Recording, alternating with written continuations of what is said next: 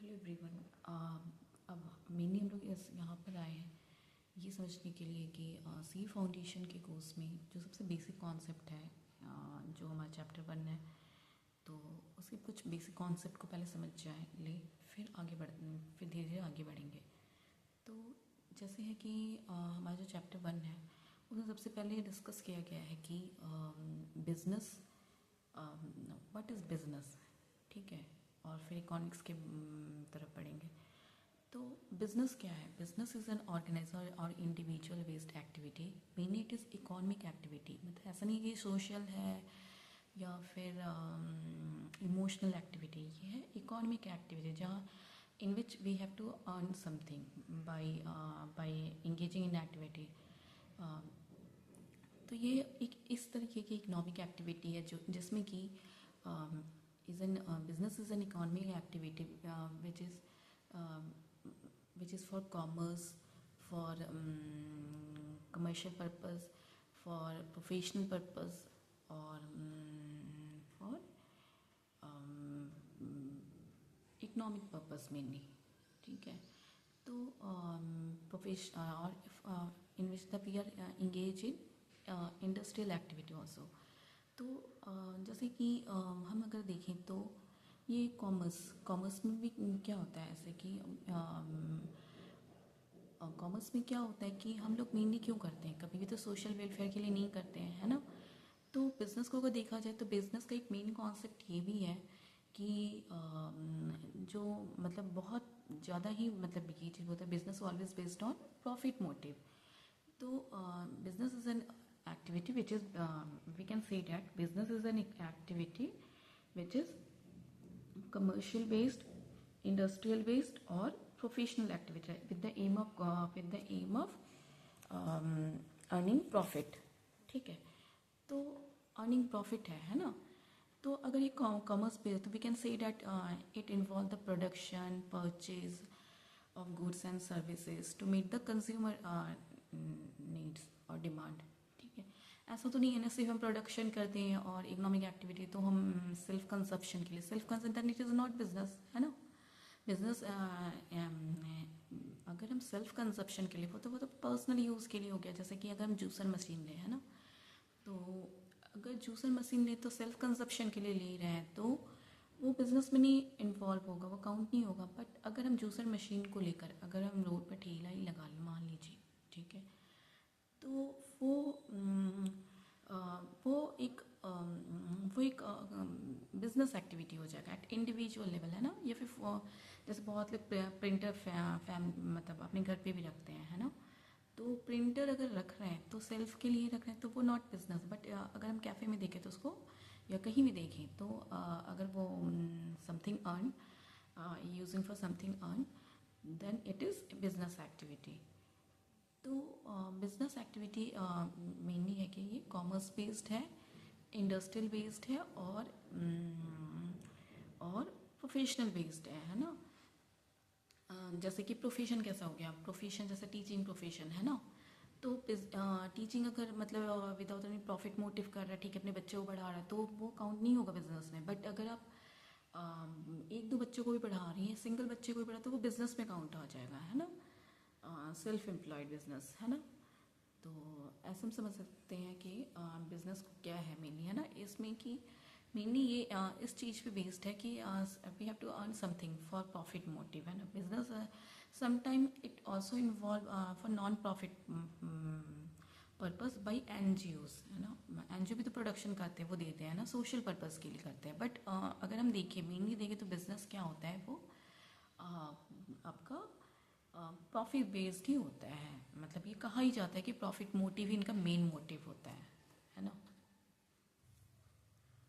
तो जैसे बिजनेस के कुछ कॉन्सेप्ट हैं, कोर कॉन्सेप्ट अगर हम देखें या फीचर्स बोलें तो ये क्या है कि ये इकोनॉमिक एक्टिविटी है ना, कि जिसमें कि हम लोग mainly exchange of good and services करते हैं, है ना, कि टू अर्न समथिंग। ये प्रॉफिट बेस्ड होता है। मैंने पहले ही बताया कि बिजनेस मेन, अगर हम बिजनेस स्टडी में एक पेपर होता है ना 12th में, अगर हम पढ़ते हैं प्रॉफिट मोटिव ऐसा not social, sometime it may be social purpose but not always, sometime.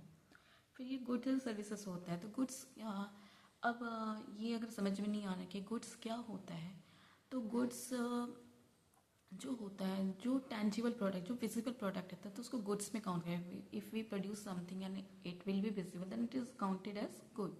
And if it is invisible or intangible, then it is we can say that it is services like transport services, banking services, है ना. तो उसको हम छू नहीं सकते हैं, but वो ये होता है, मतलब वो सर्विस होता है ना. जैसे कि बैंकिंग सर्विस है ना, बैंक को क्या कर, वो भी तो एक बिजनेस एक्टिविटी ही है ना. वो हमें सर्विस प्रोवाइड करता है ना. तो गुड्स एंड सर्विसेज यहाँ इन्वॉल्व होते हैं. और फिर मीटिंग नीड्स है ना. बिजनेस ऐसा तो नहीं करते हैं ना कि हम कुछ भी लेके प्रोड्यूस कर दिए है ना. हम बिजनेस एक्टिविटी में ये चीज़ बहुत इम्पॉर्टेंट होता है बिजनेस चलने के लिए कि क्या what is the demand of the consumer, है ना. अगर हम गांव में अगर मान लीजिए एकदम वहाँ चले जाएं कि जहाँ लोग के पास खाने के लिए नहीं है ना. और वहाँ जाकर अगर हम पिज़्ज़ा और बर्गर भेजें तो वो नहीं चल पाएगा. गांव में क्या चल पाएगा, मीन एग्रीकल्चर टाइप का बिजनेस चल पाएगा, है ना. तो अगर हम एग्रीकल्चर से रिलेटेड कोई इंस्ट्रूमेंट दे रहे हैं ना, या सीड्स वगैरह दे रहे हैं, जैसे प्रोडक्शन एक्टिविटी ज़्यादा बढ़े, प्रोडक्शन ज़्यादा बढ़े, तो वो हो जाएगा आपका, वहाँ वो चीज़ काम कर पाएगा. तो हमें meeting the needs of the consumer is very important here.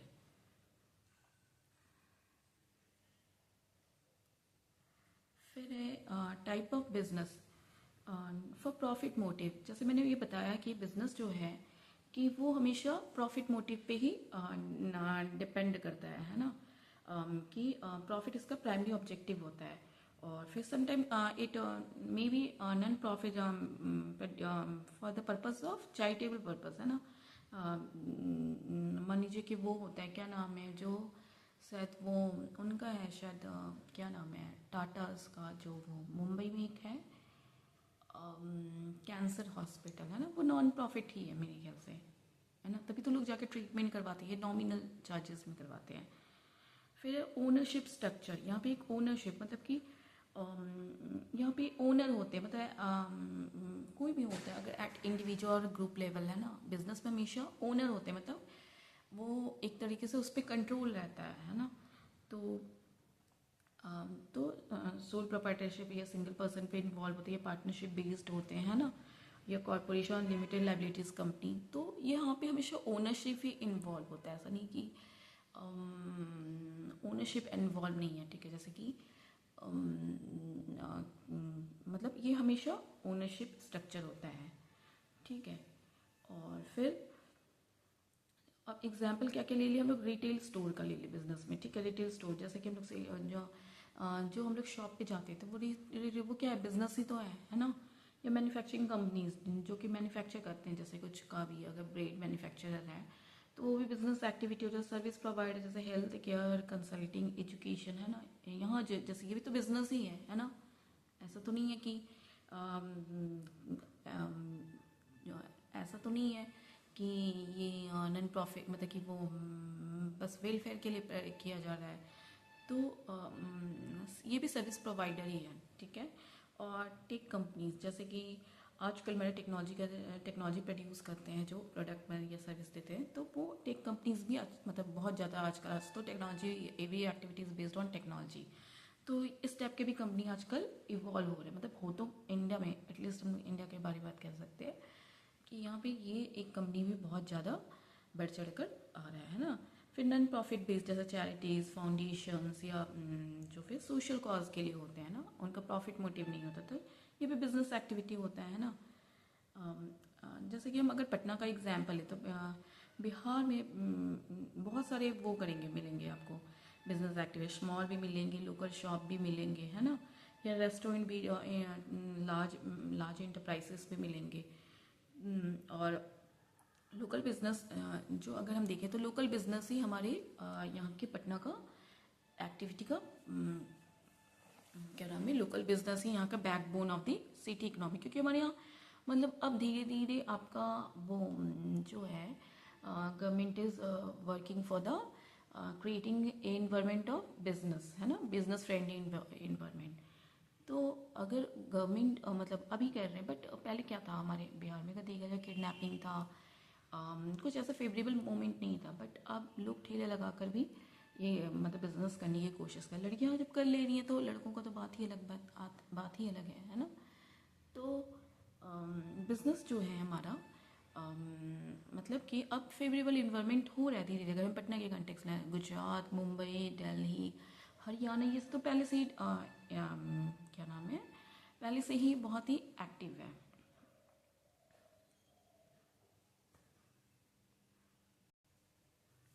देखो, इकोनॉमिक्स के बारे में क्या कहा जाता है कि economics is the social science that study how individual single person, business या फिर गवर्नमेंट या नेशन, पूरा देश, ठीक है, make choice about how to allocate the scarce resources to satisfy their needs and wants.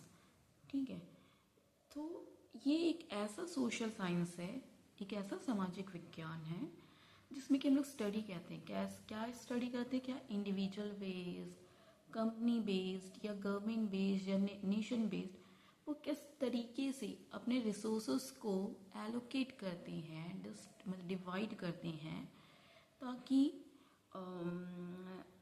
Wants को, जो पीपल के वांट्स को है, उनको सेटिस्फाइड कर सके, उनके नीड्स और वांट्स को सेटिस्फाइड कर सके। तो इसमें क्या इन्वॉल्व है मेनली कि आपका प्रोडक्शन, इकोनॉमिक्स में जो हम लोग मेनली बहुत, अगर मेन एकदम कोर पॉइंट पे जाए तो इसमें किस टाइप का एक्टिविटी इन्वॉल्व होता है, प्रोडक्शन होता है, डिस्ट्रीब्यूशन होता है, और प्रोडक्शन होता है, distribution, consumption of goods and services होता है ना। 3 टाइप ऑफ इकोनॉमिक एक्टिविटी यहाँ इन्वॉल्व होता है। तो economic can be broadly divided into micro economics, ठीक है, और मैक्रो इकोनॉमी। तो इकोनॉमी को फर्दर अगर किसी भी सब्जेक्ट को बहुत सारे पार्ट्स में डिवाइड किया जाता है, तो ये वैसे आगे बढ़ना है बट मेरे मुंह से निकल गया तो मैं बता दे रही हूँ। तो इकोनॉमी क्या होता है, डिवाइड होता है आपका कि micro at at limited level और मैक्रो लेवल पे। तो इकोनॉमिक्स, तो हम कह सकते हैं इकोनॉमिक्स एक ऐसा सोशल साइंस है जिसमें we decide whether at an individual level, government level, business level or group level how to allocate our scarce resources to satisfy the needs and wants of, to satisfy unlimited needs and wants of the people। ठीक है, और इसमें mainly 3 type के activity होते हैं जिसमें production, consumption and distribution activity involve होते हैं, है ना। और इकोनॉमिक्स को भी हम लोग फर्दर डिवाइड कर सकते हैं माइक्रो और मैक्रो इकोनॉमिक्स में। अब इसके कोर कॉन्सेप्ट क्या हो गया इकोनॉमिक्स के, कि इकोनॉमिक्स में हम लोग ये स्टडी करते हैं, इसमें क्या रिसोर्सेज आर स्केर्स, है ना। अगर हम देखें भी कि इंडिया, हम we know that India is the largest population of the country, largest population of the world, है ना। तो हम लोग पढ़ रहे थे कि कोर कॉन्सेप्ट क्या है बिजनेस का या इकोनॉमिक्स का, कि how to allocate our scarce और लिमिटेड रिसोर्सेज, ठीक है, ये मेन मोटिव होता है इकोनॉमिक्स में, है ना। और रिसोर्सेज क्या हुआ, जो anything we use to produce goods and services including land, labour, capital and entrepreneur. We can see that resources are also factors of production, है ना। क्योंकि इकोनॉमिक्स में हम लोग ये भी पढ़ते हैं कि इकोनॉमिक्स में कि there are 4 factor of production, that is land, labour, capital and entrepreneurship. तो ये this are the resources of the economy, है ना। इससे तो कुछ भी something, whether we want to produce grain और शूज और engage, or whether we are engaged in services, providing services like education, we are use these factors or resources, है ना। तो ये रिसोर्सेस हो गया, इसमें प्रोडक्शन इन्वॉल्व होता है ना, इसमें हमेशा प्रोडक्शन को प्रोडक्शन क्रिएटिंग समथिंग न्यू, है ना। प्रोडक्शन हमेशा मतलब कुछ भी प्रोडक्शन, कुछ भी प्रोड्यूस कर रहे हैं, है ना। मतलब प्रोडक्शन क्या हो गया, उत्पाद, मतलब क्रिएट कर रहे हैं, वी आर क्रिएटिंग समथिंग, है ना। तो ये एक्टिविटी इन्वॉल्व होता है। फिर डिस्ट्रीब्यूशन, सिर्फ ऐसा नहीं कि हम प्रोड्यूस करते हैं, हम लोग को ये भी डिसाइड करना है कि किन को ज़्यादा देना है, किन के लिए प्रोड्यूस करना है, किन के लिए नहीं करना है ना। तो जैसे कि ठीक ठीक है कि हम डिस्ट्रीब्यूट, जैसे एग्जांपल लेते हैं, प्रोड्यूस अगर हम लोगों को करना है मेनली, तो अगर मान लो कि हमारे जैसे डेमोग्राफिक डिवीजन जहाँ पे बहुत large number of people are between the age of 15 to 60 perhaps, तो जो मतलब युवा पॉपुलेशन जो कहते हैं ना, तो अगर उसको, तो हमारे यहाँ क्या है, प्रोडक्शन किस चीज़ का, एजुकेशन बहुत ध्यान दिया जा रहा है, मैन्युफैक्चरिंग सेक्टर पे ध्यान दिया जा रहा है ना, और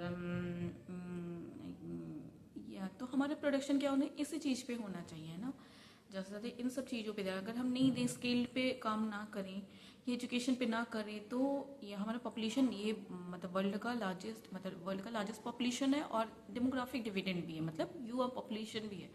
तो हमारा टारगेट ये होना चाहिए हमारी कंट्री का कि हम एजुकेशन दे, स्किल दे, ताकि इनको अपना नीड्स को ये फुलफिल कर सके। अगर हम एग्जांपल लें कि जापान जैसे कंट्री का, जहाँ ओल्ड एज पॉपुलेशन बहुत ज़्यादा है, तो वहाँ वहाँ क्या होता है, वहाँ किस चीज़ का इकोनॉमिक एक्टिविटी में गवर्नमेंट मेनली इन्वॉल्व होती है, सोशल वेलफेयर एक्टिविटी में।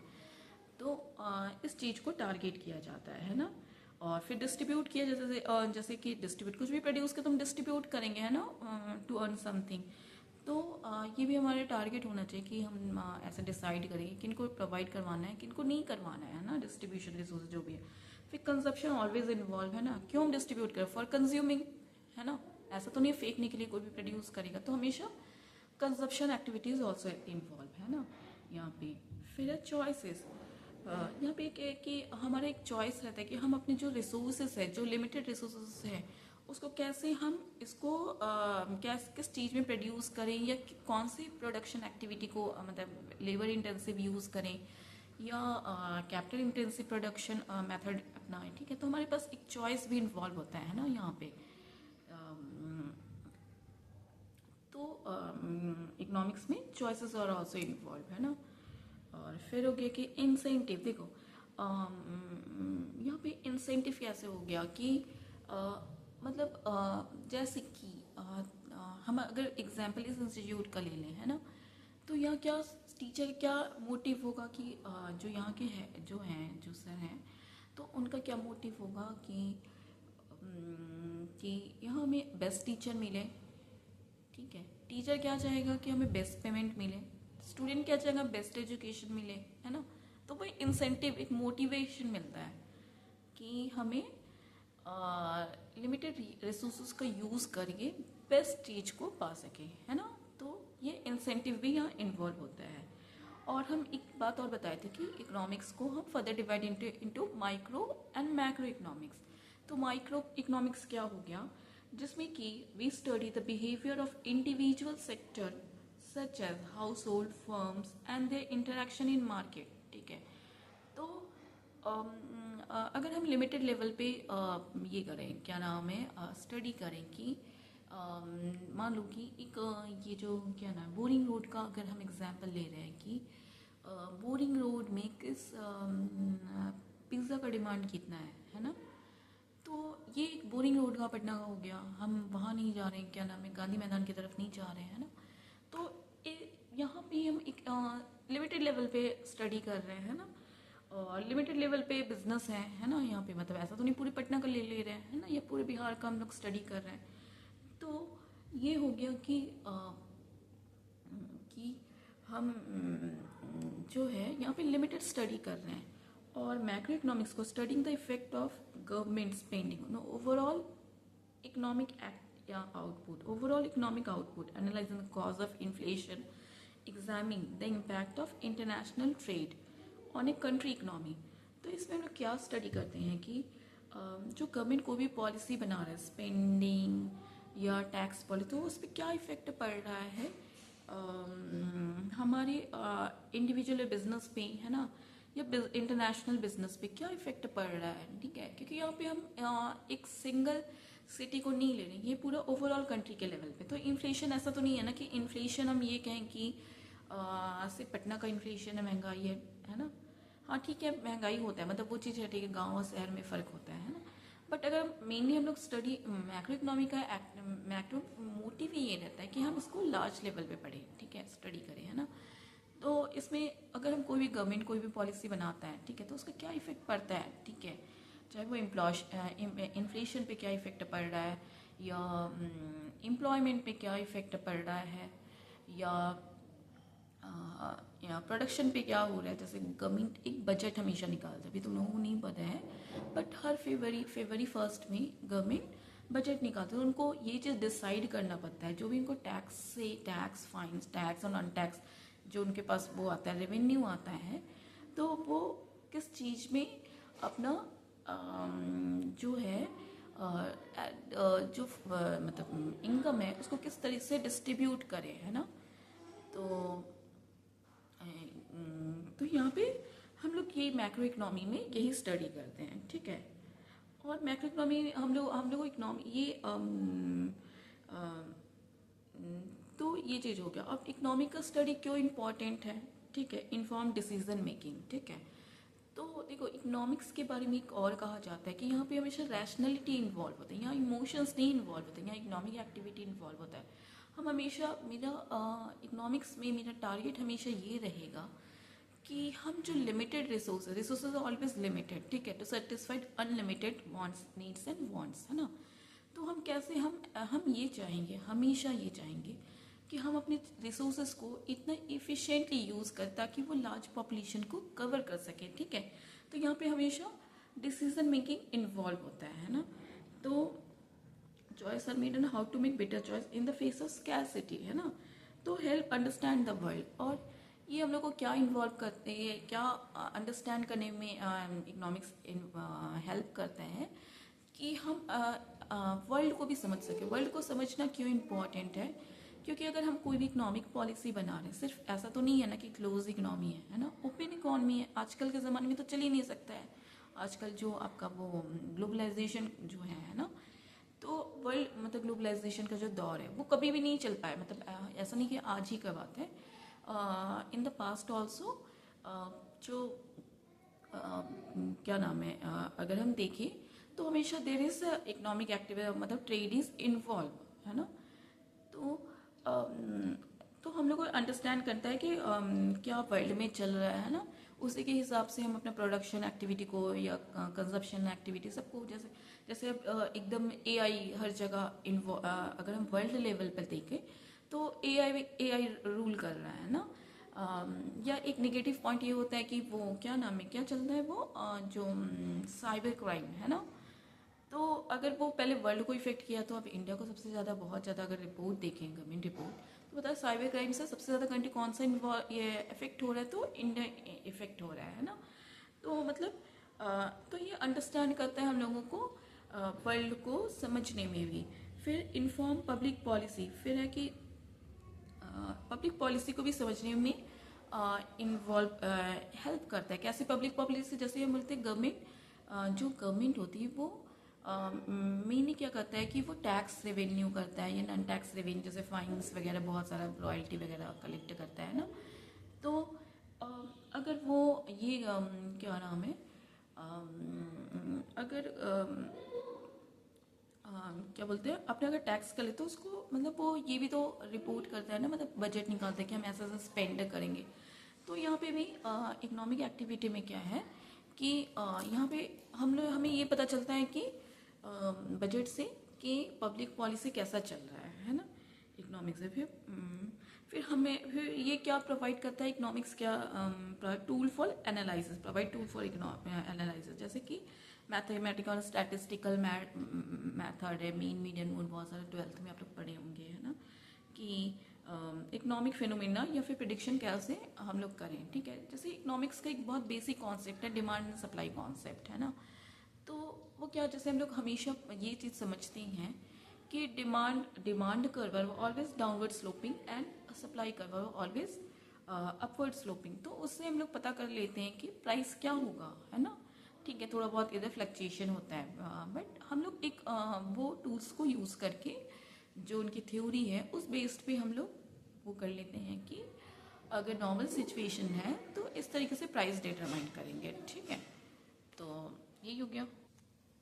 तो we can say that fundamental facts of economics क्या है कि human being have unlimited wants and the means to satisfy this unlimited wants are relatively scarce from the subject matter of economics. ठीक है, subject matter यही हो गया कि हम जैसे कि एग्जाम्पल लेते हैं, ठीक है, जैसे हमारे पास रिसोर्सेस है, क्या नाम है,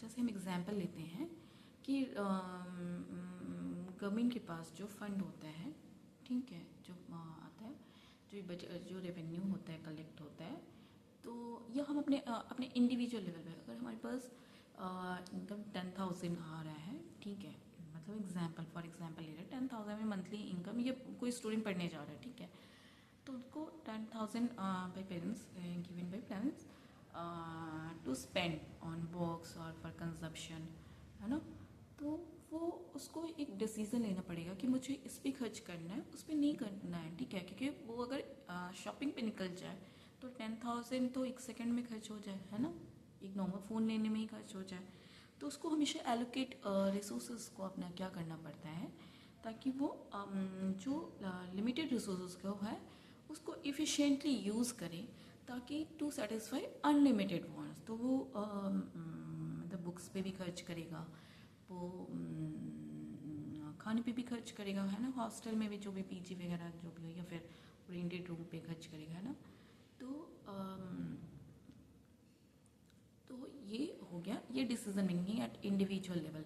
और इंडस्ट्री के पास इंडस्ट्री के पास भी जो रिसोर्सेस आते हैं, जो फंड आते हैं, तो वो ऐसा तो नहीं है ना कि वो मतलब ऐसे ही स्पेंड करते हैं, वो उसके लिए भी एक बजट टाइप से बनाते हैं कि हमें इस फर्स्ट स्टेज पे इतना खर्च करना है, सेकेंड स्टेज पे इतना खर्च करना है, ऐसा प्रॉफिट हो तो इतना खर्च करना है, और अगर लॉस हुआ तो इतना खर्च करना है, टेक्नोलॉजी पे इतना खर्च करना है ना। तो क्योंकि जो ऐसा तो नहीं कि एक सिंगल एक्टिविटी से ही हमारा सारा काम चल जाए, है ना, तो उसको various type of activity are involve to satisfy our wants, है ना। तो तो हम लोगों को क्या करना पड़ेगा कि अपने वांट्स को सेटिस्फाइड करने के लिए लिमिटेड रिसोर्स को इफ़िशिएंटली यूज़ किया जाए। इफ़िशिएंटली मतलब क्या हो गया कि बेस्ट यूज़ करना चाहिए, आना चाहिए,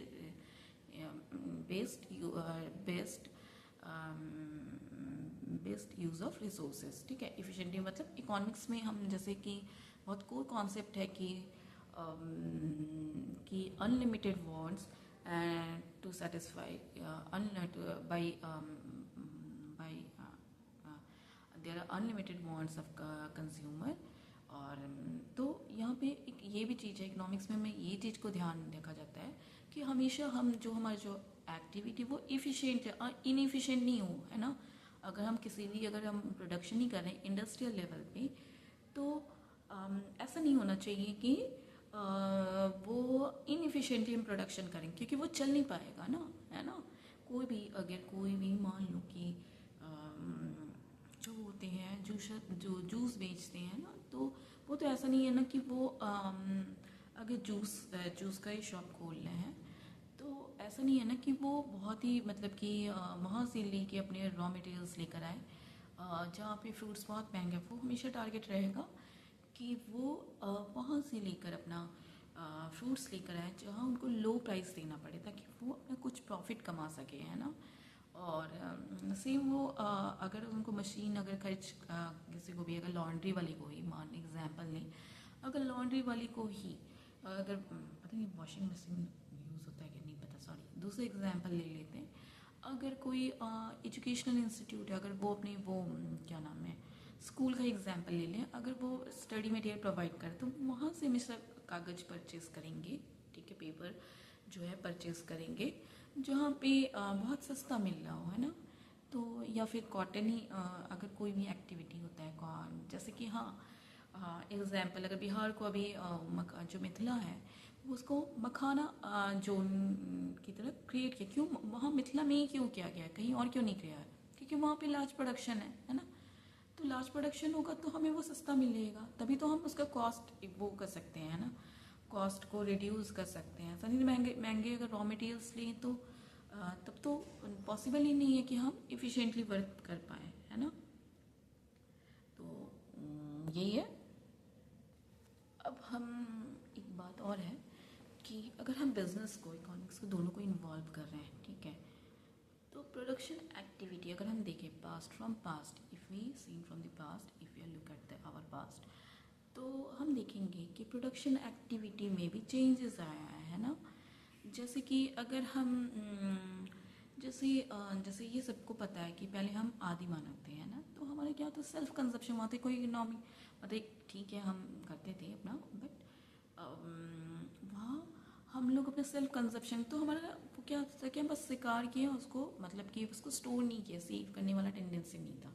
फिर धीरे धीरे जो मानव जाति है ना, जो ह्यूमन बींग, जो ह्यूमन सेटलमेंट स्टार्ट हुआ, तो हम लोग देखे कि हम लोग का एक नेचर सेविंग भी आया है ना। सेविंग आया तो हम जैसे बिजनेस एक्टिविटी, ऐसा नहीं है सिर्फ इंडस्ट्रियल होता है, बिजनेस एक्टिविटी में एग्रीकल्चर भी आ जाएगा, माइनिंग भी आ जाएगा, प्रोडक्शन भी इन्वॉल्व, मैन्युफैक्चरिंग भी हो जाएगा, सर्विसेज भी हो जाएगा। तो जो हमारे जो पहले हम क्या करते थे, अगर हम पास्ट से देखें कि जैसे बोला जाता है सिंधु घाटी सभ्यता है ना, इंडस वैली सिविलाइजेशन, उसको हम देखें तो हमारा क्या होता था कि एक्टिविटी हमारा ऐसा होता था कि ज़्यादातर रिवर के पास ही होता था हमारा जो मतलब कि हमारा जो सेटलमेंट होता था, ह्यूमन सेटलमेंट हमेशा रिवर के पास ही होता था। तो उनका क्या था कि हम जो भी थोड़ा बहुत इरिगेशन का प्रोवाइड करके हम रिवर से ही अपना वो कर लेते थे, अपना काम चला लेते। फिर धीरे धीरे क्या हुआ कि थोड़ा सा इरिगेशन फैसिलिटी भी प्रोवाइड किया गया, जो हम लिमिटेड प्रोडक्शन चाहिए था, फिर हमारा स्टोर कैपेसिटी बढ़ा, तो हम ज़्यादा अनलिमिटेड रिसोर्स प्रोडक्शन हुआ है ना, प्रोडक्शन हो गया। फिर जो हम लोग फिर सिर्फ जो 2-3 चावल, मतलब क्या चावल राइस वीट ये सब प्रोड्यूस करते थे, उसके बाद हमारा प्रोडक्शन लेवल भी इंक्रीज हुआ। मतलब हम पहले जैसे कि कपड़े क्या वो होता है ना कि पहले के इंसान जो होता है वो खाल वाल पहन लेते थे ना, फ्रेश से अपनी बॉडी को कवर करते थे। फिर धीरे धीरे होता है कॉटन के प्रोडक्शन हुआ। फिर अगर अंग्रेज का देखा जाए तो वो जैसे हमारे यहाँ वो करने आए, रूल करने आए, मतलब उसके पहले हम अगर मुगल काल का देख लें तो अंग्रेज क्या करते थे मुगल काल में था कि लोग राजशाही कपड़े पहनते थे, है ना। तो यहाँ पे हमारे उस टाइम का अगर प्रोडक्शन एक्टिविटी देखें तो उसमें क्या था कि लोगों को हमेशा वो चीज़ प्रोड्यूस करते थे। जैसे पेंटिंग में बहुत हमारी कंट्री का, हम अपनी कंट्री के लेवल के एग्जांपल लेके समझने की कोशिश करेंगे, तो उसमें टारगेट क्या रहता था प्रोडक्शन का कि हम राजशाही टाइप का हर चीज़ को क्रिएट करें, है ना। तो हमारा पेंटिंग भी वैसा ही होता था, पेंटिंग का प्रोडक्शन भी वैसा, जो राजशाही ज़्यादा डेकोरेशन वो ऐसा टाइप का पेंटिंग करते थे, या मतलब सेल्फ कंजप्शन के लिए तो होता ही था, लेकिन एट द सेम टाइम हम रॉयल टाइप का भी प्रोडक्शन करते थे। या कपड़े जो हो जाते वो बहुत ही राजशाही होता था, है ना। फिर अंग्रेज तो हमारे उस टाइम क्या था, अंग्रेज आने के बाद हमारे हैंडीक्राफ्ट इंडस्ट्री बहुत डेवलप था, मतलब बहुत ही डिमांडिंग था इंडिया का जो वर्ल्ड के लेवल पे। और इंडिया का अगर वो देखें मसाले की काफ़ी डिमांड थी, है ना। तो अंग्रेज भी आए थे, पहले उनका वो नहीं था, टारगेट नहीं था कि यहाँ रूल करना है, तो वो मेनली ट्रेड करने के लिए ही आए थे। तो ट्रेड करने के लिए आए तो उनको वो तो और मेनली वो क्या मतलब है वो स्पाइसेस के लिए ही आए थे। और तो और इंडिया के बारे में एक ये बात कहा जाता था कि जो है हमारा सोने की चिड़िया ना, सोने की चिड़िया कहा जाता था। ऐसा नहीं कि बनावटी चीज़ है, सच में इंडिया का सोने की चिड़िया था। और अगर अभी हम अगर फ़िलहाल भी देखें तो इंडिया के टेम्पल्स में इतने गोल्ड हैं कि कितने कंट्री का इकनॉमी उस पर मतलब कवर हो सकता है। तो जैसे हम क्या कह रहे हैं कि प्रोडक्शन एक्टिविटी जो लिमिटेड था, फिर अंग्रेज जो हैंडीक्राफ्ट इंडस्ट्री था मुगल काल में, है ना, या मौर्य काल में, वो धीरे धीरे अंग्रेज के आने के बाद अंग्रेज क्या करते थे, यहाँ से they extract raw material from here and use this raw material to produce final goods in their country and then at the same time they sell in the Indian market, ठीक है। तो अंग्रेज के आने के बाद क्या हुआ हमारी कंट्री में कि मशीनरी के प्रोडक्शन, मशीनरी के गुड्स भी मतलब मार्केट में छाने लगे। तो अगर मशीनरी के वो हुआ तो यहाँ पे मतलब फ्लोट करने लगी मशीनरी, तो इससे क्या हुआ, हमारी कंट्री का जो हमारी कंट्री का जो हैंडीक्राफ्ट इंडस्ट्री वो डैमेज हुआ। तो मैं बस ये बताने की कोशिश कर रही हूँ कि कैसे प्रोडक्शन एक्टिविटी कैसे चेंज हुआ है ना। तो जो फिर उनका फिर जो हमारे पास रेलवे नहीं थे पहले, हमारा ट्रांसपोर्ट सिस्टम क्या था, वो था ना कि थोड़ा बैलगाड़ी था, ये सब रथ वगैरह था, है ना। तो हमारा एक्टिविटी क्या चेंज हुआ, पर अगर हम देखें तो बिजनेस एक्टिविटी, अगर ट्रांसपोर्ट सिस्टम देखें तो पहले जो रथ वगैरह मतलब रॉयल पर्पज़ या बैलगाड़ी यूज़ होता था, वो धीरे धीरे रेलवे पे वो चेंज हुआ। फिर उनके मोटर गाड़ियों पे चेंज हुआ है ना, प्रोडक्शन एक्टिविटी इस तरीके से चेंज हुआ है ना। तो अगर हम फिर अब जैसे अब करंट लेवल पे देखें, जैसे आजकल मोनो रेल है ना, मेट्रो है ना, वो तो अंग्रेज तो खैर उस टाइम ही कर दिए थे। क्या नाम है, अंग्रेज के टाइम ही कोलकाता में जो मेट्रो का वो हो गया था, वो मतलब कि क्रिएट कर दिया गया था। तो हमारा ट्रांसपोर्ट सिस्टम इस तरीके से चेंज हुआ है ना। तो अब अगर अगर हम ये कह रहे हैं ट्रांसपोर्ट सिस्टम अगर डेवलप हुआ तो कहीं ना कहीं वो बिजनेस एक्टिविटी को भी बढ़ाया है ना। क्योंकि बिजनेस एक्टिविटी, क्योंकि अगर हम रॉ मटेरियल्स और फाइनल गुड्स को अगर ट्रांसपोर्ट के थ्रू अगर we are able to send their our produce good to the market, whether it is nearby market or at the far place। तो हमारा प्रोडक्शन एक्टिविटी बढ़ा है ना। जैसे अभी हम जैसे कोई भी बिजनेस स्टार्ट करता है तो ऐसा तो नहीं होता है ना, वो पहले ये सोचता है कि चलो थोड़ा लोकल लेवल पे ही करें। फिर जब उनका बिजनेस एक्टिविटी प्रॉफिट बढ़ता रहता है तो फिर वो और अपने स्टॉल या जो भी शॉप खोलेंगे, फिर वो एक सिटी से दूसरी सिटी, तो फिर दूसरी सिटी से एक स्टेट से दूसरे स्टेट, ऐसे ऐसे करके प्रोडक्शन एक्टिविटी बढ़ता गया है ना। और उसके लिए वो अभी क्या फिलहाल एग्जाम्पल लें तो वो चाहे टेक्नोलॉजी का यूज़ कर ले, ट्रांसपोर्ट का यूज़ कर ले, तो इस तरीके से हमेशा प्रोडक्शन एक्टिविटी ऐसा नहीं है, वो भी मोड ऑफ चेंज होता रहता है जैसे, ठीक है। और एक चीज़ और है, बिजनेस में ऐसा नहीं है, बिजनेस में एक बिजनेस साइकिल होता है, ठीक है। ये वैसे बाद में शायद पढ़ना हो, जैसे ऐसा नहीं हो कि बिजनेस हमेशा प्रॉफिट मोटिव, ठीक है, हमारा मोटिव तो प्रॉफिट है, बट ऐसा नहीं है कि हमेशा प्रॉफिट मोटिव पे ही चलेगा।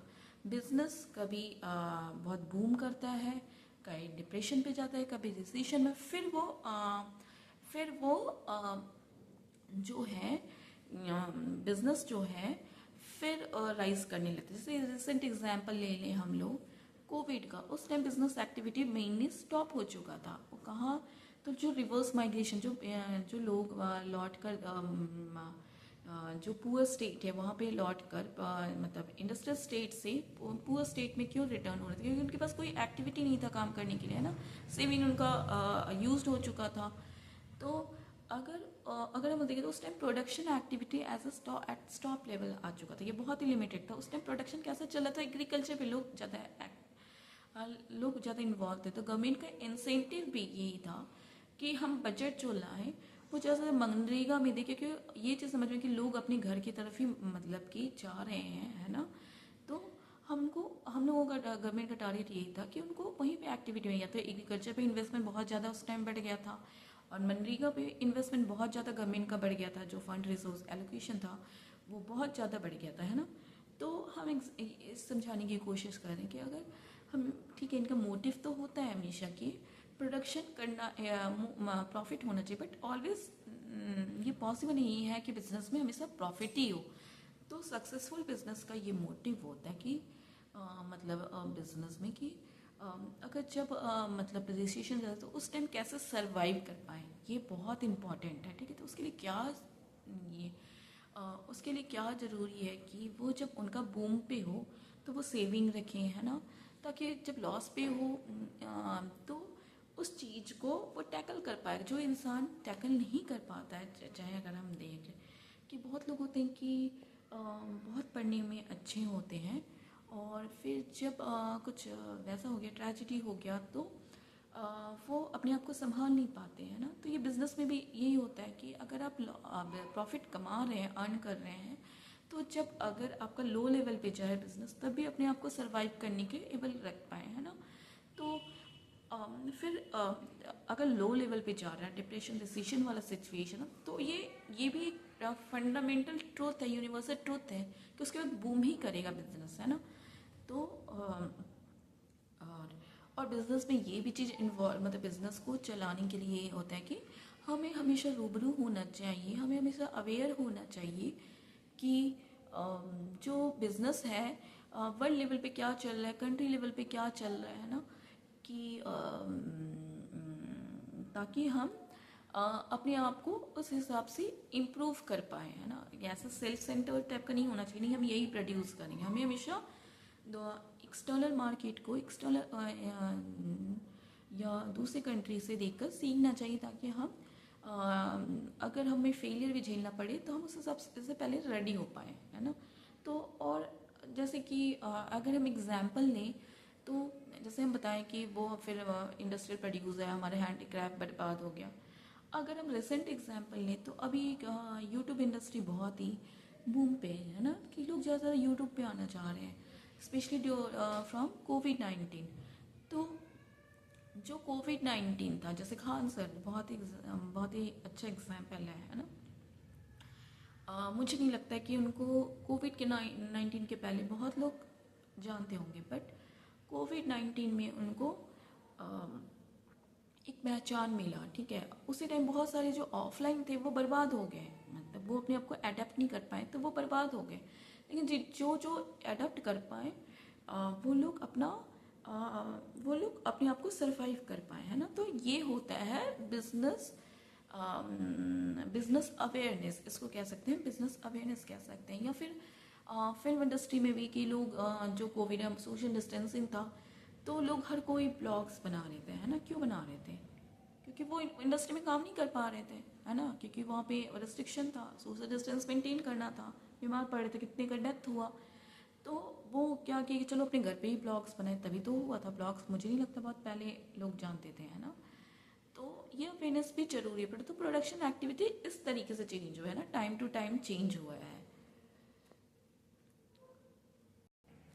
तो हम कह सकते हैं कि जो इकोनॉमिक्स है, हम लोग ये सिर्फ नहीं कहते कि ये चीज़ हमारा टारगेट नहीं होता कि how to allocate our skills resources, but how to use our skills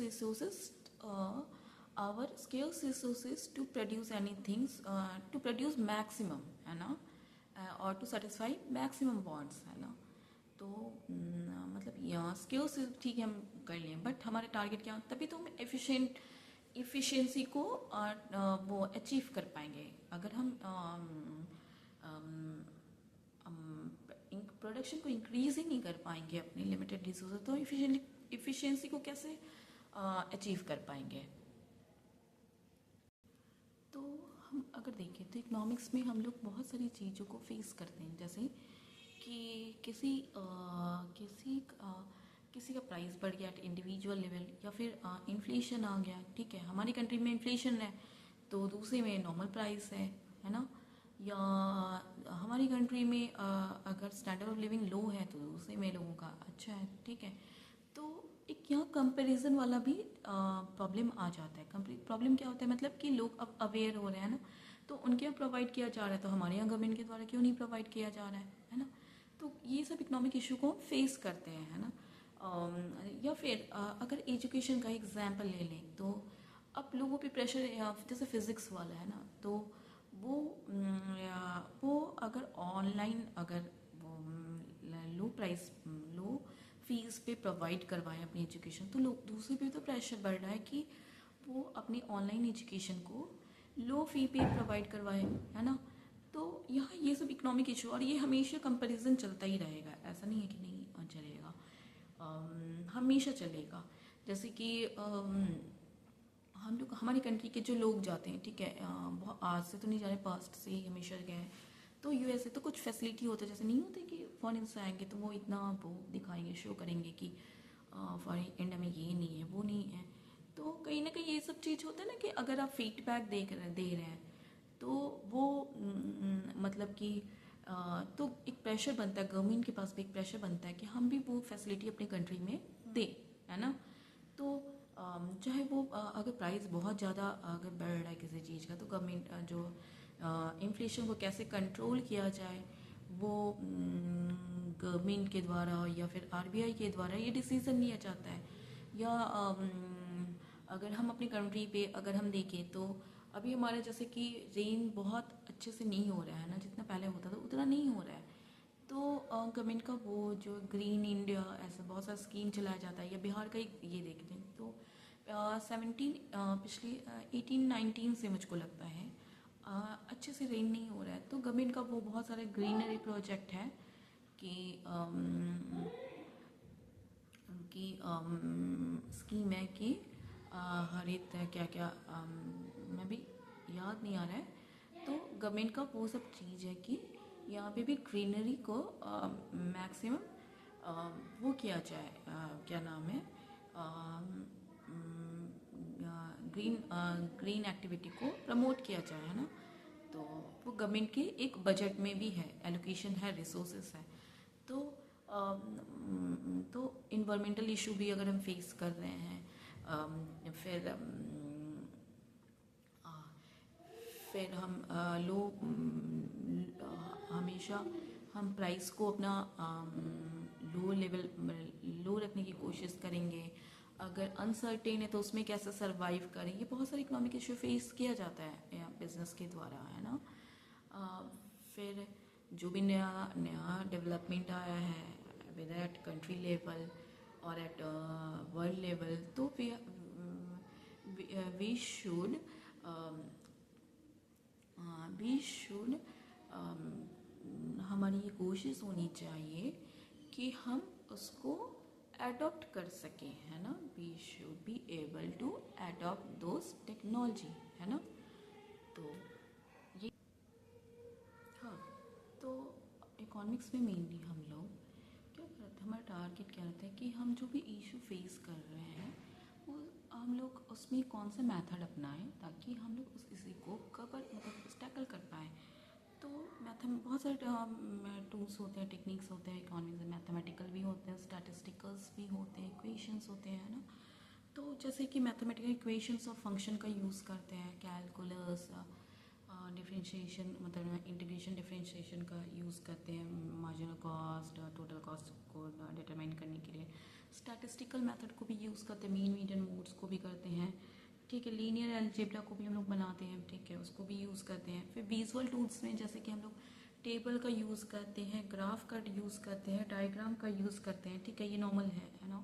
वो हाई लेवल पे पढ़ा, जो मैंने पहले बताया वो हाई लेवल पे पढ़ा जाता है। ये सब टेबल, ग्राफ और डायग्राम्स का यूज़ करते हैं। इकोनॉमिक मॉडल्स जैसे कि हमारा randomise experiment use, observational studies use करते हैं, ठीक है। हम बहुत सारे डेटा वगैरह स्पेशली रिसर्च में करते हैं, एक्सपेरिमेंट करते हैं, है ना। या यही सब है। फिर हम एक दो कॉन्सेप्ट शायद पढ़ने को मिले आगे कि अपॉर्चुनिटी कॉस्ट, हम लोग बहुत सारा वो होता है 12th में आप लोग पढ़े भी, अपॉर्चुनिटी कॉस्ट होता है ना। तो अपॉर्चुनिटी कॉस्ट का ये time value of money use कर, मार्जिनल कॉन्सेप्ट एक होता है, इंडिफरेंस कर्व को यूज़ करते हैं, कॉस्ट बेनिफिट एनालिसिस, हर चीज़ का कॉस्ट बेनिफिट देखो नॉर्मल लाइफ में भी यूज़ किया जाता है कि हम किसी भी कॉस्ट लगाए तो कितना बेनिफिट हो, है ना। ये तो एकदम नॉर्मल फिनोमेना है। फिर सेंसिटिव एनालाइज भी है, रिग्रेशन मॉडल भी यूज़ करते हैं, है ना। गेम थ्योरी का भी यूज़ है, क्या स्ट्रैटेजी ताकि हम किसी बिजनेस को ग्रीन कर पाएँ, है ना।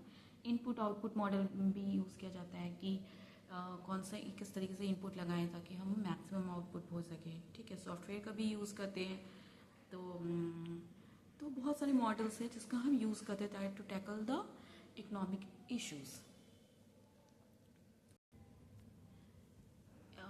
It is important to know that कि कुछ जो हमारी इकोनॉमिक डिसीजन मेकिंग है सिर्फ इकोनॉमिक पॉलिसीज ही इफेक्ट नहीं होते, sometime it also affected by political situation in the country, है ना।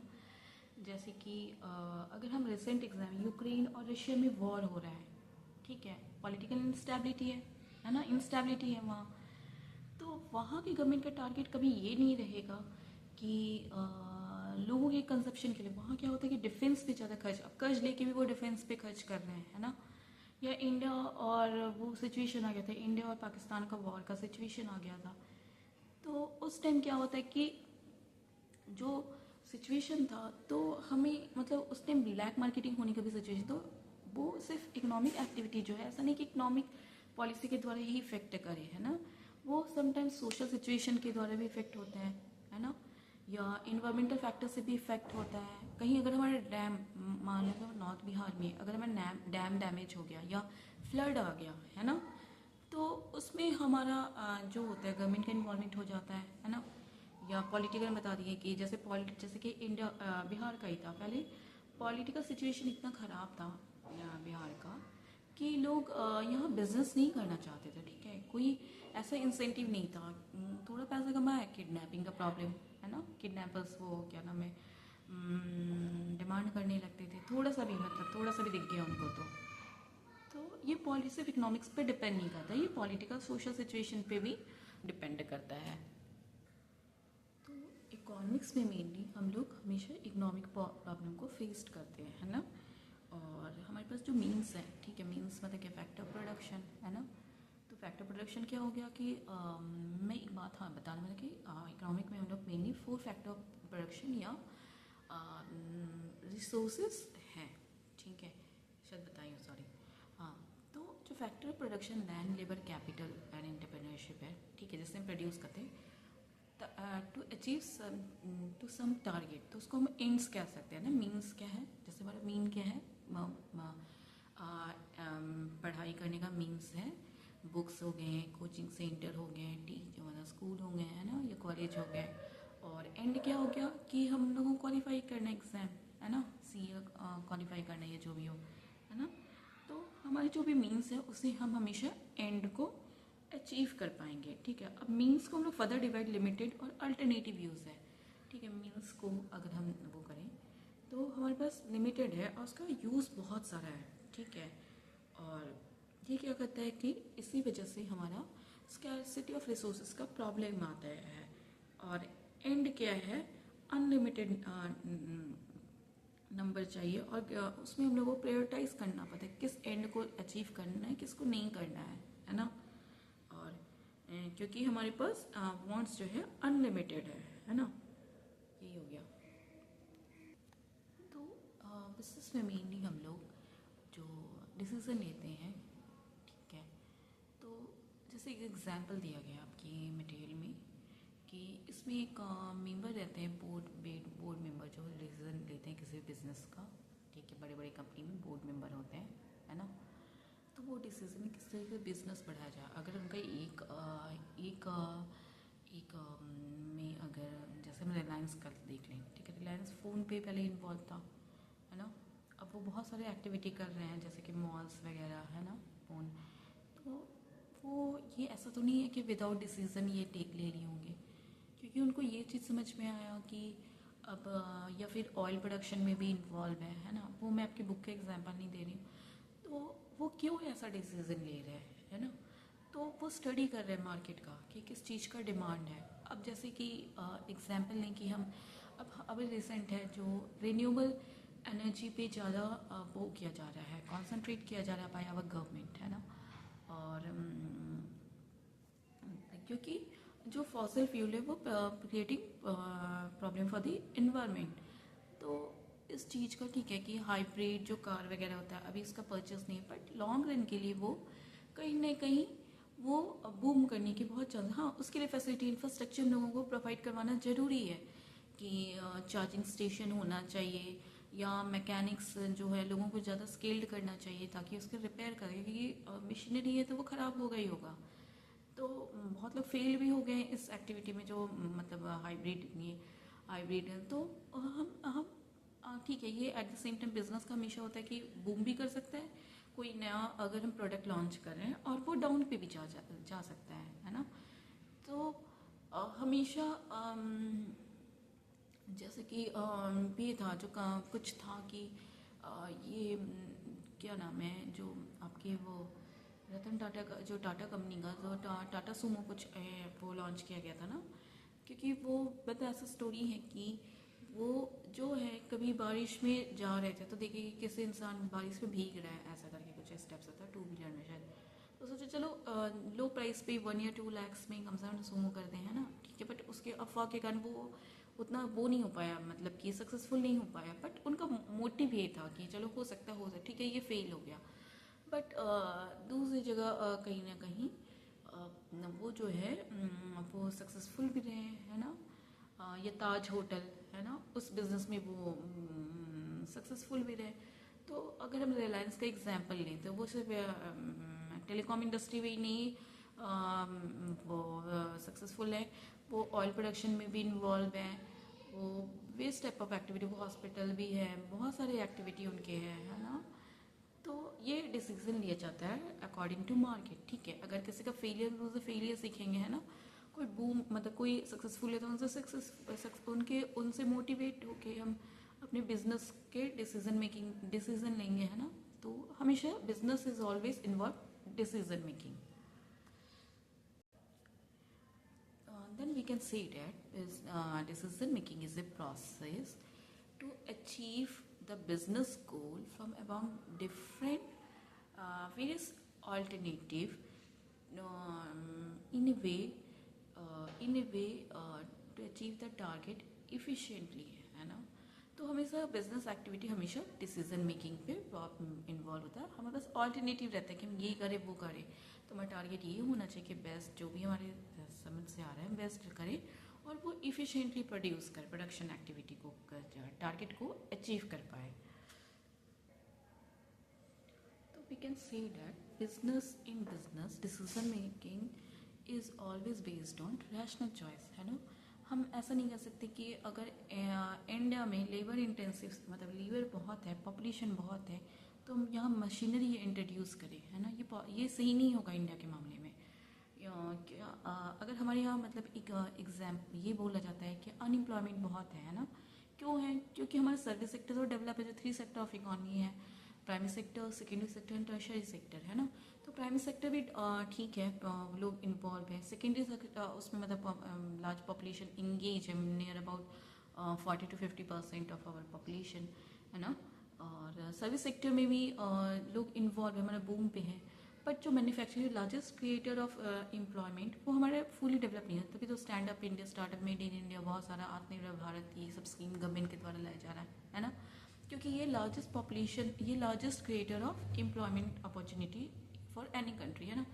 तो जैसे चाइना क्यों डेवलप किया, है ना। चाइना जो है क्यों, क्योंकि उनका मैन्युफैक्चरिंग सेक्टर बहुत ही डेवलप लेवल पे है। हमारी कंट्री में क्या था कि हम एग्रीकल्चर तो इन्वॉल्व है, लेकिन हमारे मैन्युफैक्चरिंग सेक्टर पे इतना इन्वॉल्वमेंट इतना इस पे इतना ध्यान नहीं गया। इस वजह से कहा जाता है कि हमारा जो कंट्री है वो ग्रोथ तो हुआ बट जॉबलेस ग्रोथ हुआ। तो मतलब मेरे कहने का मतलब कि हमेशा रैशनल चॉइस बेस्ड होना चाहिए। अगर हमारे पास वो हो कि हमारा कंट्री है तो बिज़नेस एक्टिविटी, अगर मशीनरी अगर हम इतने डेवलप नहीं है, क्या नाम है, बिज़नेस में डिसीजन मतलब कि हमारी मशीनरी इतना डेवलप नहीं है हमारी कंट्री का, तो हम लेबर बेस्ड भी यूज़ कर सकते हैं ना, अगर वो सस्ता मिल जा रहा है तो।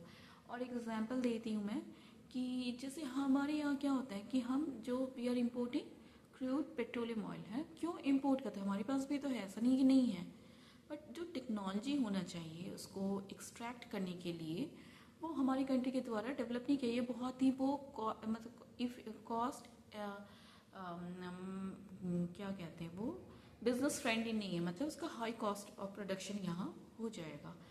तो इस वजह से हमारा वो मतलब रैशनल चॉइस यही है कि हम क्रूड पेट्रोलियम ऑयल को लें, उसको फिर रिफाइन करें, फिर हम एक्सपोर्ट करते हैं, है ना। तो ये रैशनल चॉइस हो गया। हाँ, तो बिजनेसमैन को बहुत सारा डिसीजन लेना पड़ता है, जैसे should our firm in this business, क्या हम हमारे इस बिजनेस में हम लोग मतलब इन्वॉल्व होना चाहिए, या हम लोगों को कोई नया प्रोडक्ट लॉन्च करना चाहिए, ठीक है। क्योंकि competition there is always competition for launching any product, है ना। और क्या बोलते हैं फिर अगर हम टॉप प्रोडक्ट को भी लॉन्च कर रहे हैं तो क्या टेक्निक है उसको हम इफ़िशिएंटली प्रोड्यूस करें, और कहाँ से हम अपना रिसोर्सेज को परचेज कर पाए, प्रोक्योर कर पाए, ताकि हम लोग लो कॉस्ट ऑफ प्रोडक्शन में प्रोड्यूस कर पाए।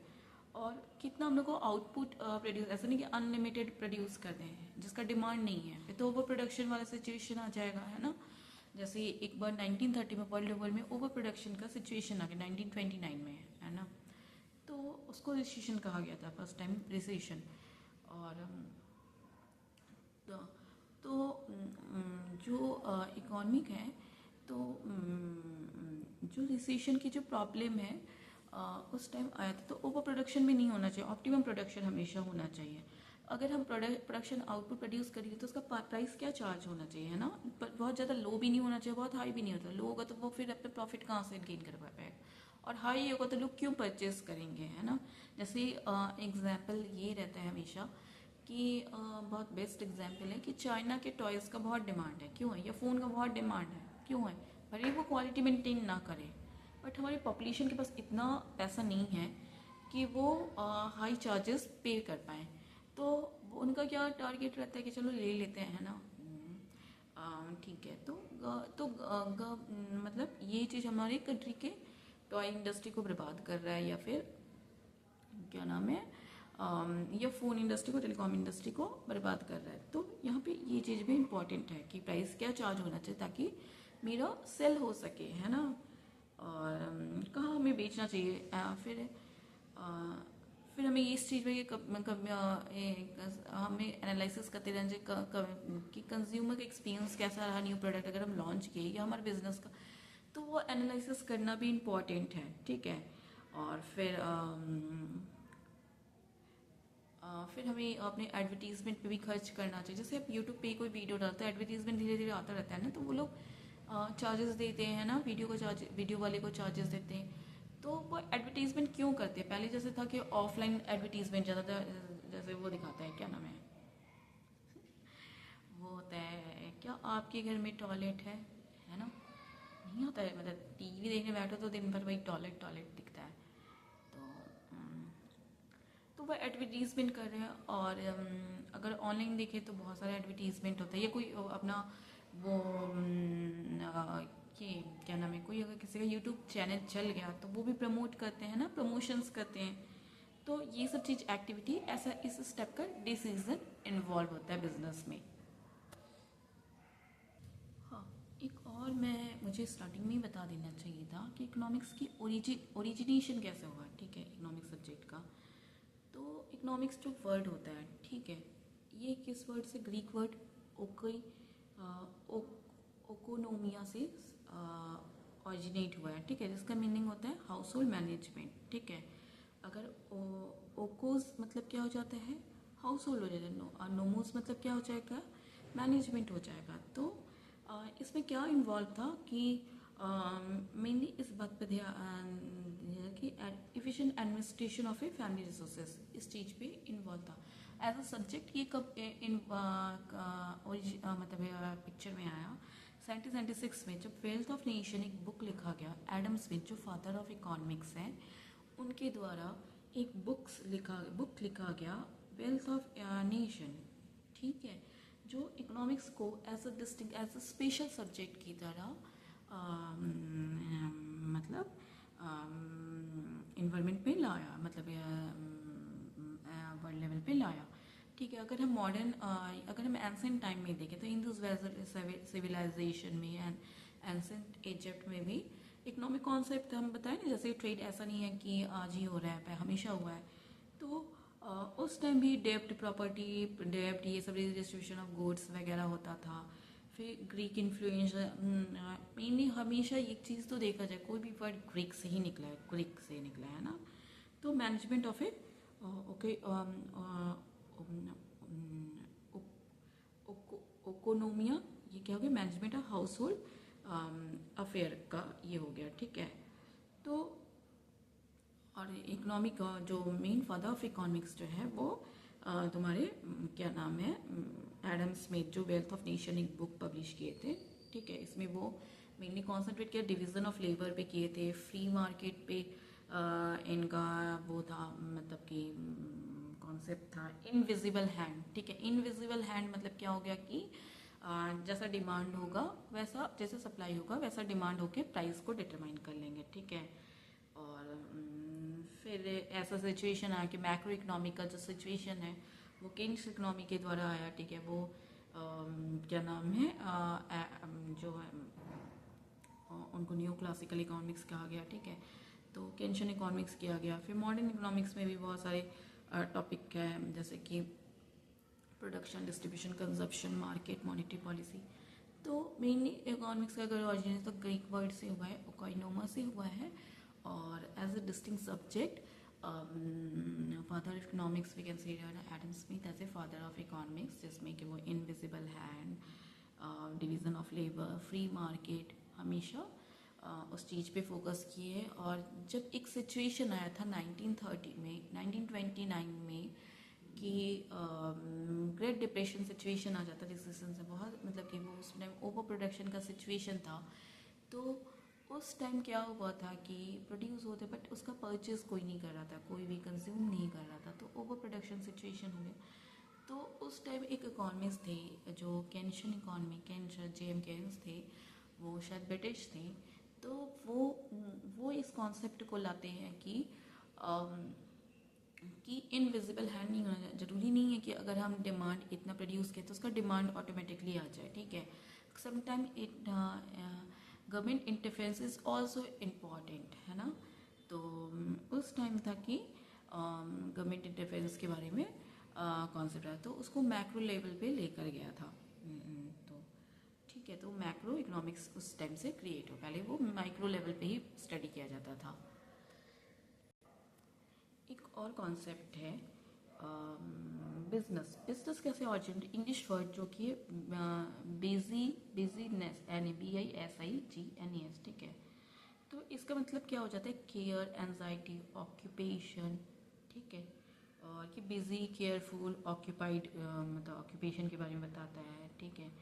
तो ये क्या बताता है कि one two work, occupation, commercial engagement हमेशा यहाँ इन्वॉल्व होगा, व्यापार होगा, है ना।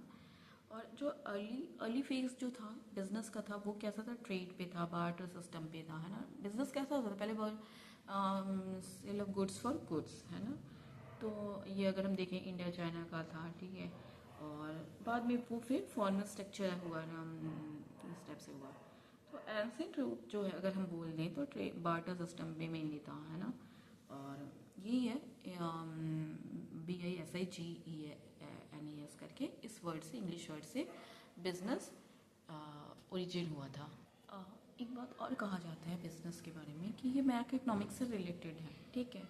क्यों मैक्रो इकोनॉमिक्स से रिलेटेड, क्योंकि ये डिसीजन मेकिंग इसका जो है वो इंडिविजुअल लेवल पे ही लेता है, ठीक है। लेकिन ये सच नहीं है, क्योंकि बिजनेस इन्वॉल्वमेंट सिर्फ इस चीज़ पे, बिजनेस डिसीजन सिर्फ इस चीज़ पे इन्वॉल्व नहीं होता है कि जो है बिजनेस सिर्फ इस चीज़ पे इन्वॉल्व नहीं होते, क्या नाम है, इस चीज़ पे डिपेंड नहीं होता है कि आप अगर क्या नाम है, कि हम अगर इंडिविजुअल लेवल पे किसी डिसीज़न को लें तो वो सक्सेसफुल हो जाए, क्योंकि हमें हमेशा अपने इन्वायरमेंट आसपास, ठीक है, उसका लेना पड़ता है, ये कॉम्पिटिटर्स कैसे हैं, या अगर हम कंट्री के लेवल पे बिजनेस कर रहे हैं तो अदर कंट्री का क्या है। तो इसको हम ये नहीं कह सकते कि माइक्रो, ठीक है, एट मतलब अगर हम छोटे लेवल पे बिजनेस तो वो माइक्रो लेवल पे कौन, बट बिजनेस एक्टिविटी भी हमेशा आपका मैक्रो लेवल पे ही कॉन्सेंट्रेट करता है। ये भी कहा जाता है कि इकोनॉमिक्स जो प्रोसेस है वो, ठीक है, इकोनॉमिक वर्ल्ड जो है वो बहुत ही कॉम्प्लेक्स है, ठीक है। बट इकोनॉमिक थ्योरी में हमेशा हम मतलब एज्यूम करके चलते हैं, अगर डिमांड बढ़ा तो मतलब कि अगर सप्लाई बढ़ा तो प्राइस घटेगा, ठीक है। ये एज्यूम कर, बट ये ज़रूरी कुछ भी नहीं है, ठीक है। बिजनेस ये ज़रूरी नहीं है, तो यहाँ पे कॉम्प्लेक्सिटी क्रिएट हो जाता है। तो बिजनेस जो है इसी कॉम्प्लेक्स जो थ्योरी है और जो प्रैक्टिकल लाइफ में हो रहा है उसी गैप को various tools and technique use करता है ताकि उस गैप को फील किया जा सके, ठीक है। भैया बिजनेस इकोनॉमिक्स यही हो गया, ठीक है। इकोनॉमिक थ्योरी तो बोल दिया कि ठीक है, अगर आप डिमांड है किसी चीज़ का, ठीक है, तो उसका प्राइस बढ़ेगा, ठीक है। बट अगर हम देखें कि किसी चीज़ का डिमांड बढ़ रहा है, अगर प्रेजेंट एग्जाम्पल लें, ठीक है, ऑनलाइन चीज़ों का डिमांड बढ़ा तो लोग प्रोड्यूस भी करने लगे, है ना। तो प्राइस भी कहीं ना कहीं थोड़ी देर के लिए प्राइस तो बढ़ा उस चीज़ का, लेकिन फिर धीरे धीरे कम होता गया। अगर हम ऑनलाइन प्रोडक्ट क्यों कोई परचेज करता है, क्योंकि वहाँ लो प्राइस मिल रहा, नहीं तो लोग तो 2 कदम चल लेंगे, है ना। तो ये यहाँ पे थ्योरी फेल हो जाता है। तो इकोनॉमिक वो एज्यूम करके चलते हैं, वो मान कर चलते हैं कि ऐसा होगा, लेकिन ज़रूरी नहीं है, क्योंकि हमेशा बिजनेस जो एक्टिविटी है वो इन्वायरमेंट के हिसाब से चेंज हो जाता है। इन्वायरमेंट मतलब बहुत सारा इन्वायरमेंट में इन्वॉल्व क्या एक्सटर्नल वर्ल्ड में है, या टेक्नोलॉजी कैसा डेवलप हुआ है, तो इन सब चीज़ों पे भी ये होता है कि बिजनेस इन्वॉल्व। अब हम ये समझेंगे कि नेचर कैसा होता है बिजनेस इकोनॉमिक्स का, ठीक है।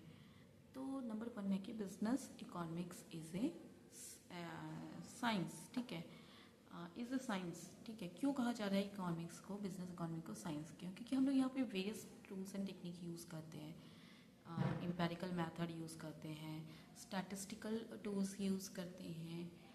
तो उसको यूज़ करके हम रिज़ल्ट को एनालाइज कर सकते हैं कि हमारा बिजनेस सक्सेसफुल होगा या नहीं होगा। ये असम्पशन बेस्ड नहीं है, यहाँ टूल्स एंड टेक्निक यूज़ करते हैं। जैसे कि होता है ना कि साइंस में कि इतना प्रपोर्शन में मिलाएंगे तो ऐसा केमिकल इंक्रीज करेंगे तो ऐसा रिएक्शन होगा, है ना। या ये मेटल या ये जो भी गैस ये वाला हो तो ऐसा एक्टिविटी हो। तो मतलब ये चीज़ आपका बिजनेस जो है हमेशा टूल्स एंड टेक्निक बेस्ड है, ठीक है। इकोनॉमिक थ्योरी को यूज़ करेगा बस टूल्स एंड टेक्निक को, जो सिर्फ एजम्पशन बेस्ड नहीं होगा। फिर सेकेंड पॉइंट है नेचर ऑफ इकोनॉमिक्स में कि बिजनेस इकोनॉमिक्स जो is mainly related with micro economics.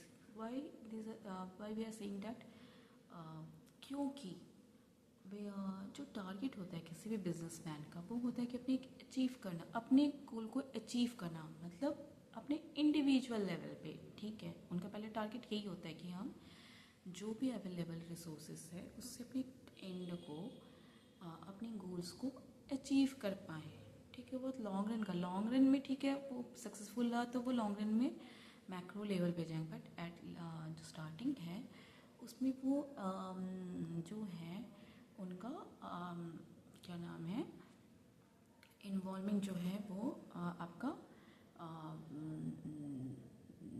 जो उनका इन्वॉल्वमेंट है वो मैक्रो लेवल पे ही होता है, माइक्रो लेवल पे ही होता है कि वो इंडिविजुअल लेवल पर डिसीजन लेते हैं, ठीक है। कि अगर मान लो कि कोई ये है बिजनेस, वो क्या नाम है, एक शॉप खुल गई कॉलेज के पास, ठीक है। तो उनका क्या रहा है, उस कॉलेज से ही मेरा इनकम हो जाए, बाद में ठीक है उनका लॉन्ग रन में हो जाए कि वो अपने शॉप को बढ़ा लें, ठीक है। लेकिन फर्स्ट टारगेट इनका यही होगा कि कॉलेज के बच्चे मेरे यहाँ से फ़ोटो कॉपी करवाएं, यहीं से पेन लें, यहीं से कागज़ लें, पेपर लें, है ना, बुक्स लें, यही टारगेट होता है ना उनका। तो इंडिविजुअल जब वो सक्सेसफुल हो जाएगा तो वो लार्ज लेवल पे वो फिर वो क्या नाम है अपना प्रोडक्शन एक्टिविटी को बढ़ाएंगे। फिर नेचर ऑफ इकोनॉमिक्स के, बिजनेस इकोनॉमिक्स के, it incorporate the element of macro analysis. जैसे कि अगर हम हमारा वो होता है कि हम कैसे इफेक्ट करते हैं कोई बिजनेस एक्सटर्नल इन्वायरमेंट। मैक्रो मतलब एक्सटर्नल चीज़ हो गया है ना, सिर्फ उसका डिसीजन मेकिंग कि क्या जनरल प्राइस लेवल है, ठीक है। कोई भी अगर आपका इन्फ्लेशन बहुत है और आप अगर बहुत ही एक तो इन्फ्लेशन बहुत है सिचुएशन है, और आप जो है लो कॉस्ट पे अगर लो प्राइस पे बेच रहे हैं तो आप सक्सेसफुल नहीं हो पाएंगे, सर्वाइव नहीं कर पाएंगे, ठीक है। इनकम कैसा है उसका, उस जगह का, वो भी इम्पॉर्टेंट होता है कि ऐसा नहीं हो कि क्या नाम है कि इनकम है ही नहीं और हम अपना इंडस्ट्री वहाँ लगा दिए, ठीक है, तो लोग उस पर नहीं परचेज कर पाएंगे, ठीक है। एम्प्लॉयमेंट लेवल कैसा है, ठीक है, क्योंकि अगर परचेस करेंगे इसके लिए इम्पॉर्टेंट है कि वहाँ एम्प्लॉयमेंट भी सिचुएशन ठीक होना चाहिए, है ना। फिर इससे भी इफेक्ट करता है बिजनेस की टैक्सेशन। जैसे होता है ना कि किसी चीज़ में टैक्स इंसेंटिव हुआ है ना। जैसे अभी बिहार में वो स्टैंड क्या नाम है, बहुत सारे वेमेन के लिए स्कीम का नाम भूल नहीं हूँ, तो है कि बिहार में अगर वेमेन या फिर SC ST कर रहे हैं तो उनको 5 लाख का ग्रांट दिया जाएगा, 5 लाख का लोन दिया जाएगा। लोन भी शायद इंटरेस्ट फ्री है, ऐसा कुछ है, ठीक है। तो टैक्सेशन पॉलिसी या लोन पॉलिसी से इफ़ेक्ट होता है, ठीक है।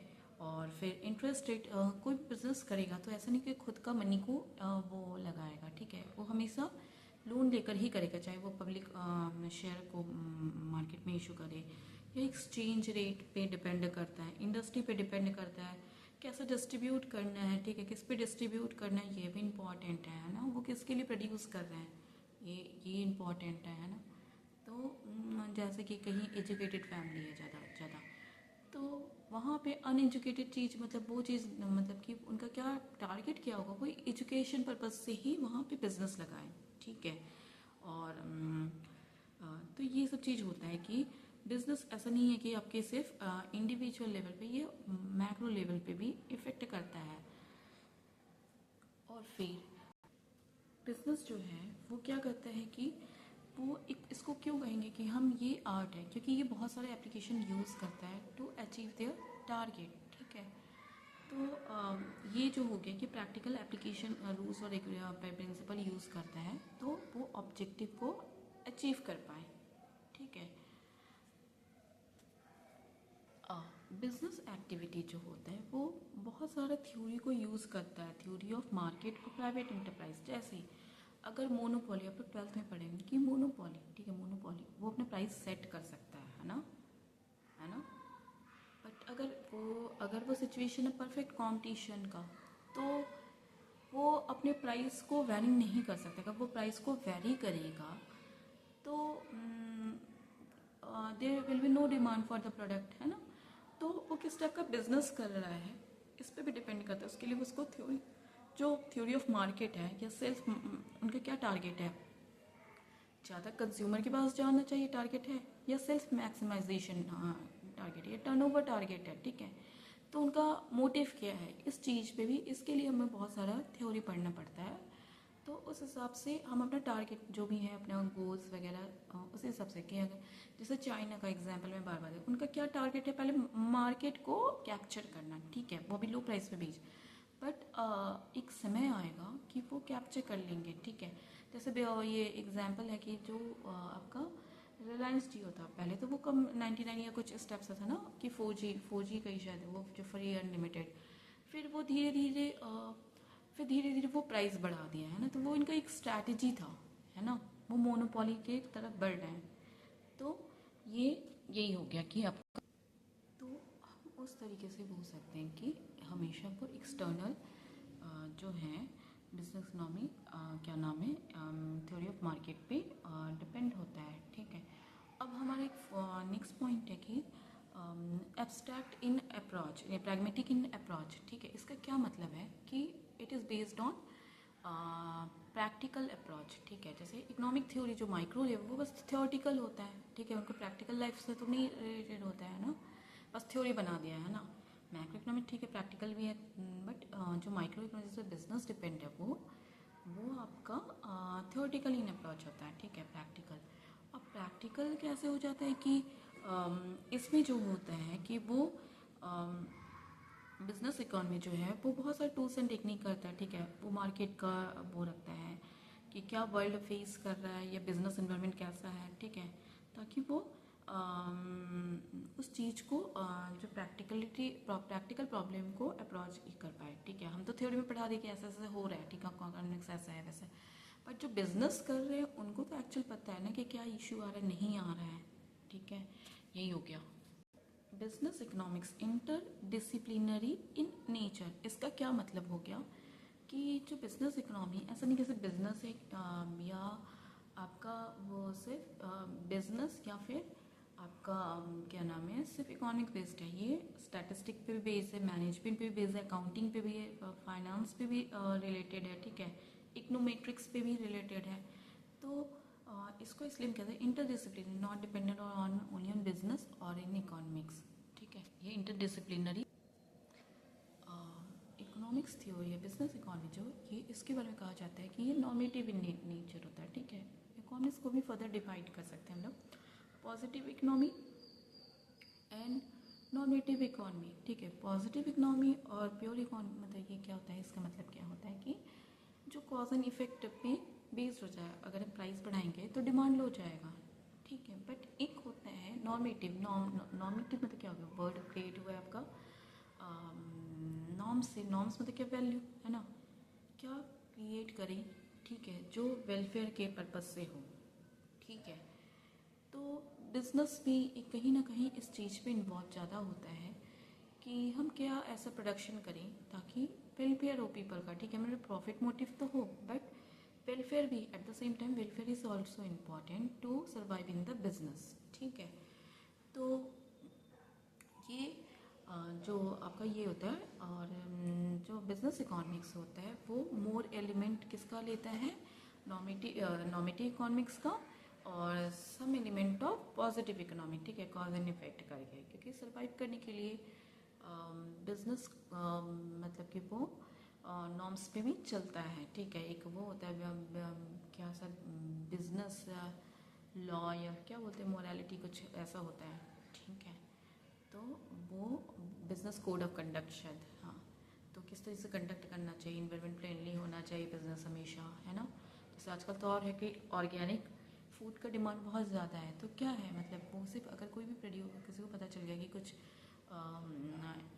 एडल्ट्रेशन है उसमें, तो लोग क्या करते हैं कि उस चीज़ को कंज्यूम करना बंद कर देते हैं, है ना। एटलीस्ट शॉर्ट टर्म में तो कर ही देते हैं, मतलब, है ना।